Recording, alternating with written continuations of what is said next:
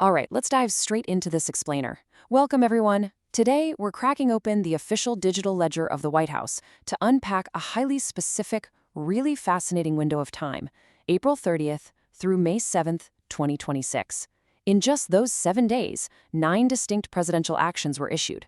We're going to look directly at the primary source log and break down exactly what was published, covering everything from ceremonial honors to international sanctions.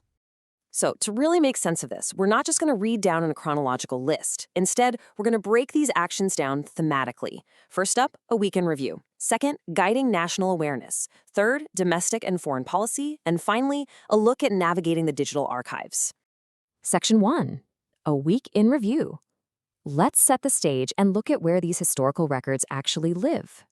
If you look at the public records digital interface, it's actually surprisingly straightforward, right? You've got this big, prominent search bar sitting right above a chronological feed of actions. The administration pushes these directly to the web, essentially creating a real-time database. But hey, before we get into the weeds on these specific items, we really need to quickly define the categories they use. So the source document groups the week's output into 3 distinct levers of presidential power. First, we have proclamations. These are mostly used for ceremonial dates or national observances. Second, executive orders. Now, these are the heavy hitters, legally binding directives that manage how the federal government operates. And third, presidential memoranda, which are kind of like executive orders, but they usually direct specific departments to act on a very particular issue. Keeping these 3 definitions in your back pocket is really going to help us understand the intent behind each of these releases. Moving on to Section 2, guiding national awareness. Let's check out how proclamations and memoranda are used to direct the country's focus. Okay, so looking at this breakdown, out of the 9 total actions from this week, a solid 6 of them are dedicated entirely to awareness and heritage. You can see this massive cluster right at the top of the data. Literally on a single day, May 7th, bam, 3 distinct ceremonial proclamations dropped all at once. We're talking Military Spouse Day, Victory Day for World War II, and National Physical Fitness and Sports Month. And if we look just a bit earlier in the week, there are designations for Jewish American Heritage Month, the National Fallen Firefighters Memorial Weekend, and National Foster Care Month. Now, these 6 specific actions, they serve a really vital, highly traditional function of the executive branch. I mean, they aren't rewriting the tax code or deploying troops, right? Instead, they're officially guiding us, the nation, to pause and reflect on our shared history, like World War II, and to throw support behind really dedicated, sometimes overlooked groups. Foster youth, fallen firefighters, military spouses. It's basically a way for the highest office in the land to set the cultural calendar for all of us.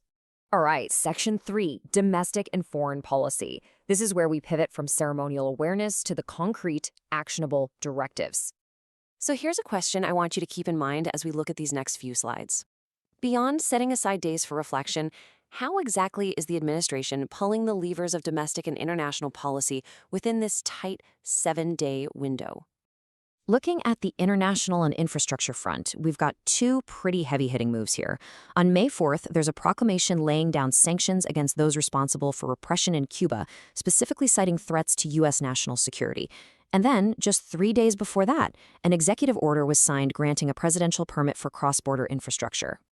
Let's actually zoom in on that May 1st executive order for a second. The text here explicitly authorizes Bridger Pipeline Expansion LLC to construct, connect, operate, and maintain pipeline facilities right at the Montana border between the U.S. and Canada. This is just a textbook example of how an executive order provides immediate, concrete authorization for massive corporate and geographic infrastructure. Decisions like this literally have an instant impact on international trade and energy movement. Now, shifting our focus back homeward, the rest of the actions from this week tackled domestic economics and government operations. On April 30th, 2 major economic directives came down. One of them establishes a brand new government web initiative that's completely focused on retirement savings, and the other is a direct executive order aimed at tightening up the standards of efficiency, accountability, and performance across all federal contracting.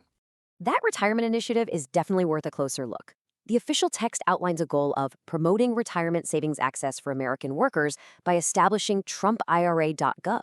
This is a really fascinating example of an administration using a presidential action to directly launch a digital asset. It's aimed right at the financial structuring and the long-term economic planning of the everyday American workforce. You can kind of think of it as a direct-to-consumer approach to economic policy. Finally, Section 4. The digital archives. Because honestly, understanding the policies is only half the battle.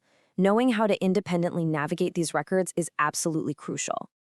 Okay, so if you scroll all the way down to the footer of the source document, check out this pagination. We are literally only looking at page 1 of 55 pages of presidential actions. That is a massive ongoing archive. But what's even more revealing is the sidebar over there, under initiatives. The archive is aggressively cross-promoting the administration's active agendas. It links directly out to core platform pillars like Freedom 250, Working Families Tax Cuts, AI.gov, and Doge. And they clearly want to make sure you don't miss a thing. The source material prominently features this super simple instruction: click here or text 45477 to receive updates. It's a very concerted, intentional effort to essentially bypass traditional media filters and drop executive actions directly into the smartphones of everyday citizens. Which brings us to our final thought for today. The machinery of government moves incredibly fast. I mean, with 9 official actions ranging from Cuban sanctions to massive pipeline authorizations to honoring foster care, all issued in a single week, well, it requires some serious vigilance to stay informed. So, how will you track the policies shaping the nation?